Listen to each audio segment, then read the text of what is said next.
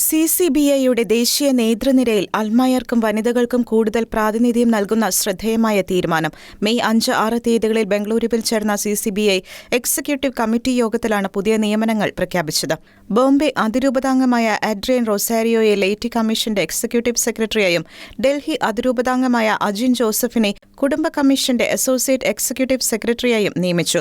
Pro life മിനിസ്ട്രിയുടെ പ്രത്യേക ചുമതലയും അജിൻ ജോസഫിനായിരിക്കും. നിലവിൽ ചോസൻ പദ്ധതിയുടെ കത്തോലിക്ക എൻഗേജ്മെന്റ് മാനേജരായും CCBI യുവജന കമ്മീഷന്റെ ദേശീയ കൌൺസിൽ അംഗമായും സേവനമനുഷ്ഠിക്കുന്ന അജിൻ ജോസഫിന്റെ നിയമനം CCBI നേതൃനിരയിലെ മലയാളി തിളക്കം കൂടിയാണ്. 15 വർഷത്തിലേറെ നീണ്ട മിഷണറി പ്രവർത്തന പരിചയമുള്ള അജിൻ ജോസഫ് ഇന്ത്യയിലെയും വിദേശത്തെയും 70-ലേറെ രൂപതകളിൽ ശുശ്രൂഷ ചെയ്തിട്ടുണ്ട്.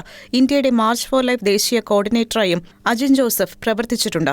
ഡിജിറ്റൽ സുവിശേഷവൽക്കരണവും സമൂഹം നേരിടുന്ന നൈതിക വെല്ലുവിളികളും സംബന്ധിച്ച് യുവജനങ്ങൾക്ക് പരിശീലന പരിപാടികൾക്കും അദ്ദേഹം നേതൃത്വം നൽകിയിട്ടുണ്ട്.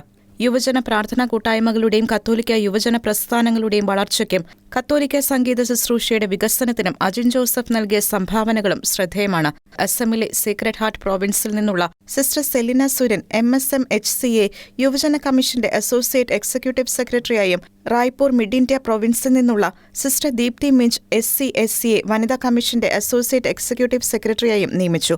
സഭയുടെ ദൌത്യ ജീവിതത്തിൽ അൽമായരുടെയും വനിതകളുടെയും പങ്കാളിത്തം കൂടുതൽ ശക്തിപ്പെടുത്താനുള്ള CCBIയുടെ പ്രതിബദ്ധതയാണ് ഈ നിയമനങ്ങളിലൂടെ പ്രകടമാകുന്നതെന്ന് സഭാവൃത്തങ്ങൾ വിലയിരുത്തുന്നു. Church desk, Shekinah news.